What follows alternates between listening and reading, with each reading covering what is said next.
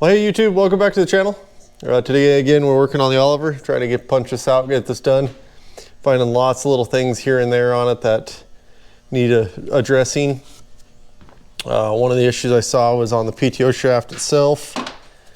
You kind of see the glint of the shoulder right there, but these are a little bit narrower. Once again, this is from running corn choppers and balers and stuff. I am still waiting on that bearing. Should hopefully be showing this week. I got the seal, I got this cleaned up, I got the seal put in and the new bearing and the gear all put there, so that's done. I'm just waiting for that other bearing there and the snap ring so I could try to get the PTO stuff assembled. I got the flywheel up on here. I'm getting ready to get the torch. We're going to drop the ring gear off it. I went through and I double checked, cleaned all those holes, make sure those were good. I ran a tap down through them. I was pulling out the bolts that were kind of looking like that. Not a big fan of that, so I got some new grade 8s that I'll put in there instead. Same thing, the center hub for this, right here, I got this brand new from Corv's Oliver, but there's a difference of, you can see how thick that is versus that one there. And then this one used the bushing, this one uses the bearing. So that's fine. I can handle that, but what we're going to be up against is longer bolts. And so you need 7/16 bolts, 2.5 inches long for those. I'll get that to fall back down in there again. So yeah. And then the other issue I had is where the one bushing that was all tore up for the front shaft, it was in pretty bad shape. And so this is the shaft, this is the intermediate shaft here that goes between the transmission and the engine. I went and turned it down a little bit up here, and then I pressed on a bronze bushing, and that doesn't really concern me. I just need to take the play out because it's going to slide inside that bearing there. It does, I promise it does do it.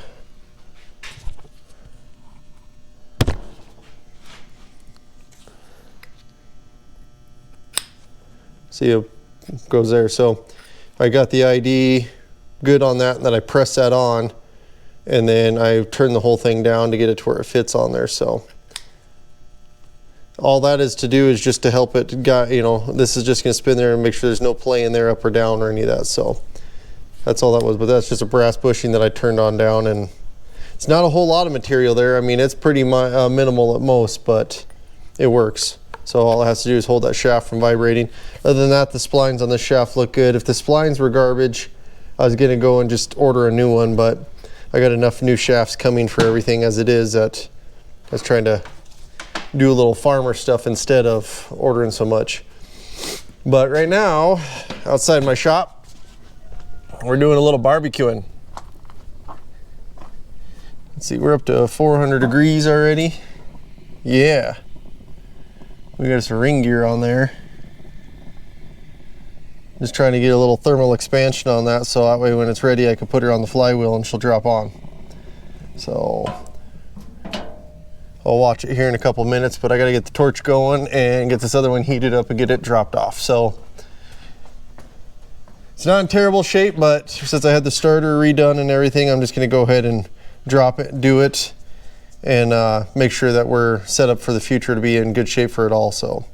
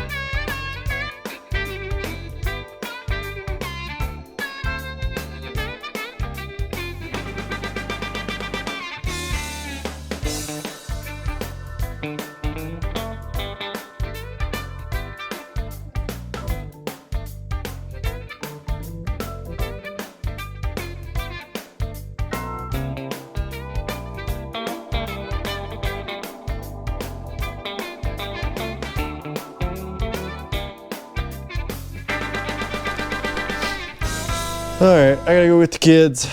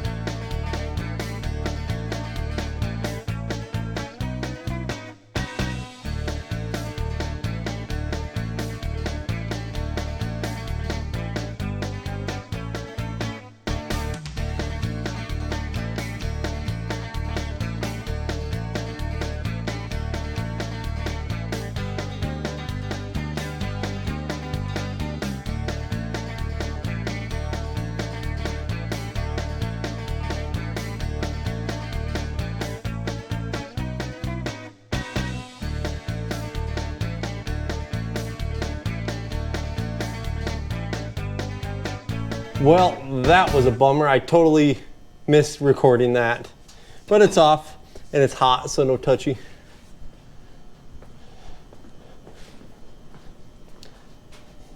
Could have swore I was recording, but apparently I wasn't.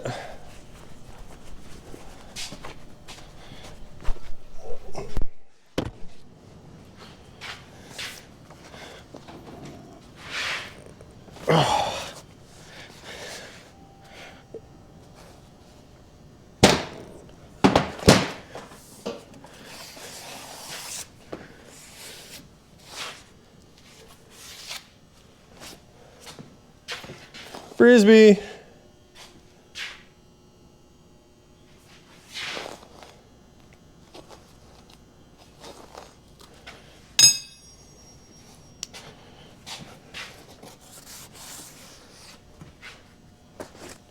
So I got the other one in the barbecue out there.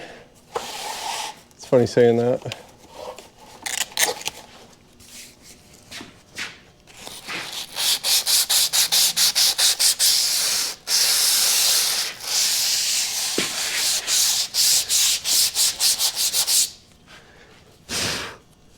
Just using some emery cloth to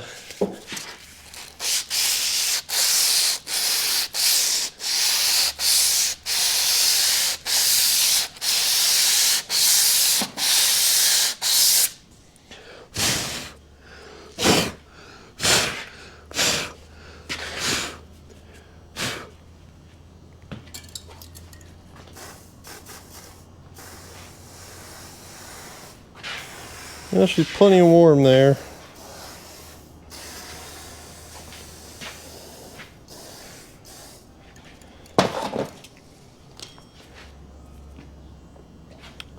Let's see if I can mess this all up. Where'd my gloves go?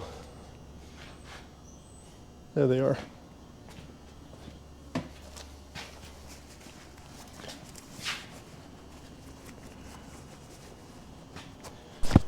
We'll go to the barbecue.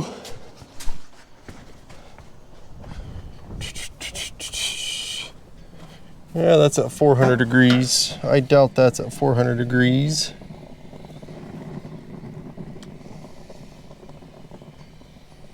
Well, let's go see what it'll do.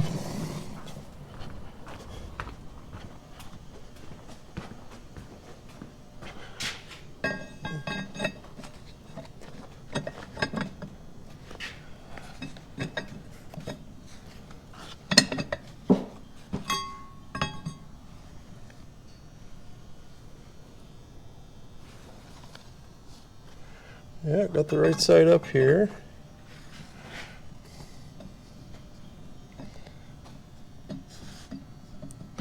Might have to let the flywheel go down to cold.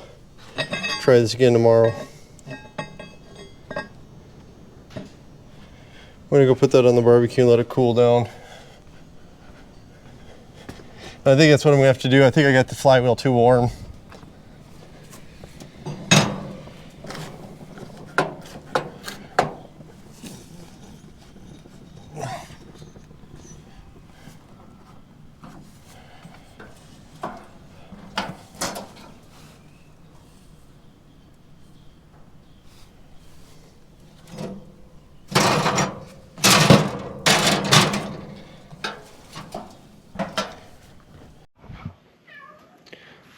So the flywheel and I are having some issues on getting it pressed on there. I'm gonna throw I've heated it up twice now and I'm not happy about that.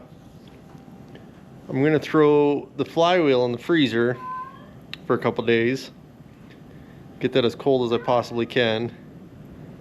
And then I'm going to heat up the flywheel again, the ring gear again, and see if I can't get it on there. I'm not happy about doing it that many times, but if I don't get it, I don't know.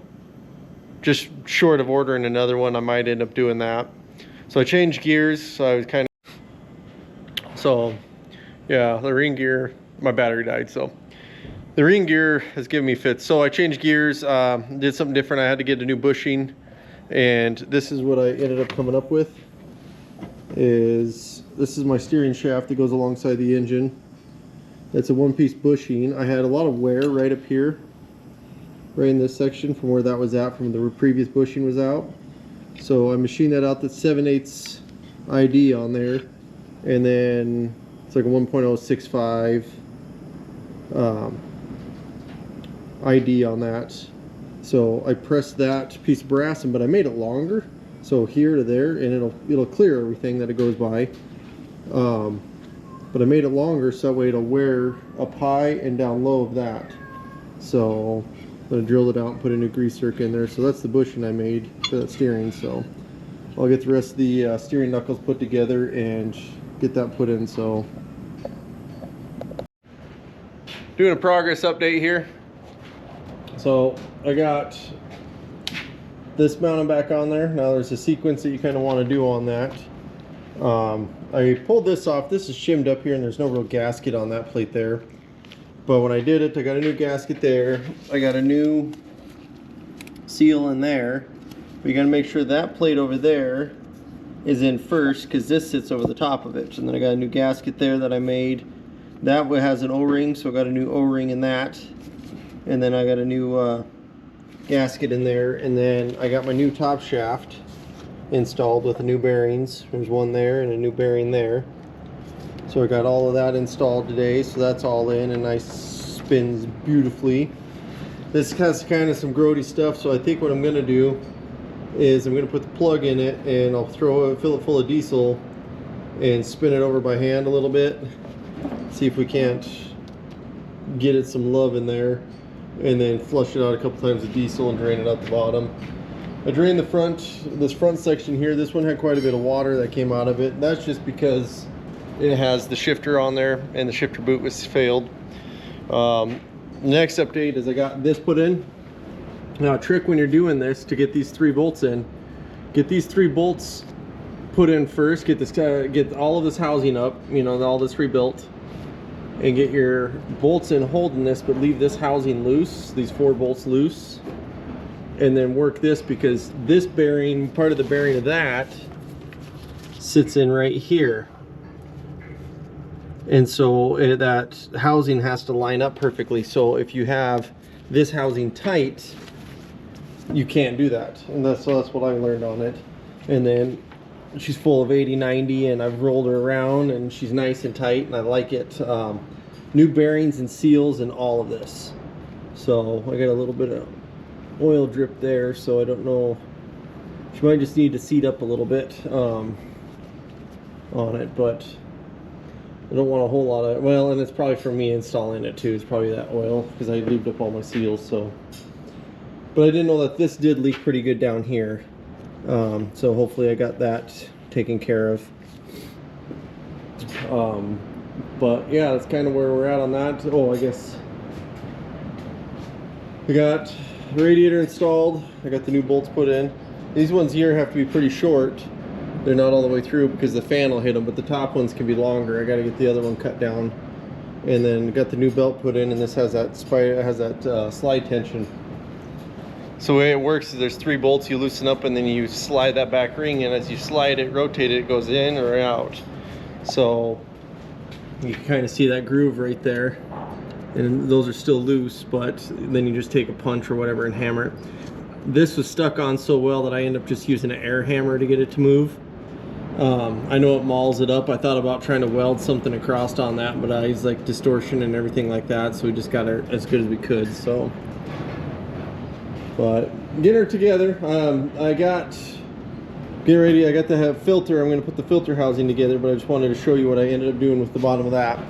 It was missing the lower spring. It was just totally ate up and gone. So I ended up finding a spring through centuryspring.com, and this is the spring part number, and it fits beautifully on this piece on the bottom. So that's the new spring that provides tension to hold it up. There's the bottom of the cup. That's the plug in the bottom. Should actually make sure that that plug is the steel and not dirt. Yeah, I might pull that out real quick and clean it. But yeah, so that's how that all goes together. And then this is the Wix filter. There's 2 sides to it. It sits down on that spring in there and gets squished down in. And then here is the Wix part number for that filter, 33113. So, and that's a fram unit. So I got a new gasket cut. I went and got my roll of gasket out, and they're always such kind of a pain because they're always they want to roll up on you. I went and I took it down to the iron and put it on like a wool setting or a silk setting or something like that, like just light heat, and I ironed it flat, so that way it lays flat and it's easy to cut. So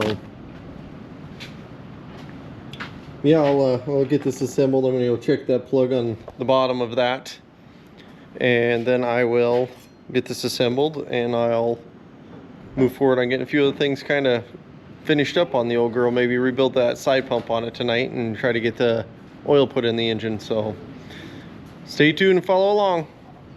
All right, so we're doing the fuel pump. Here's the original plunger that was in there. I was trying to see if I can identify where an issue might be, but I didn't really see anything, so I'm really just hoping and praying that this really is my culprit. But I got the new one. We got the new gasket and spring set down in there. All that's original stuff there, just got it cleaned up really good. I'm doing the check valves. There's 2 check valves. So there's this guy here, and he went in like that on that side, so that's one new one there. That's the old one. Now to get the old one out, it's kind of tricky because you can't punch it out or anything like that, and there is a little gasket that goes in behind there. Fix my lighting. So I ended up knocking the center out of it, you know, these all little pieces here, and taking that out, and then grabbed a seal puller and grabbed it in the vise and popped that on out. So now I'll just finish cleaning up those gaskets.